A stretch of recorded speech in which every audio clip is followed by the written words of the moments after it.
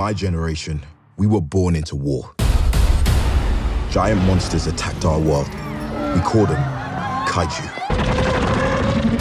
What Pacific Rim does is it gives an answer to those monsters. So we built some monsters to fight back. We have the Jaegers. Since the first movie, humanity's had 10 years to redesign the Jaegers and prepare for another attack.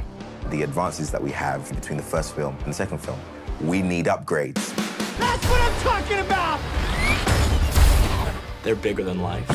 The special abilities that some of these Jaegers have are pretty damn cool. I really wanted to preserve the spirit of the first movie, that you have humanity coming together to fight a common enemy. No matter how big they are, we can come together and we can win. Jaeger pilots, do you understand? One way to find out.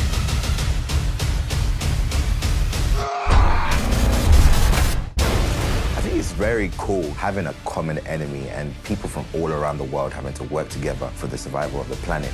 It's our turn to save the world. 3, 2, 1. I think what really captures the imagination of people when they see mechs and monsters, it hits a primal sweet spot. Get up! Burn it down! We've got this! Try everything you've got!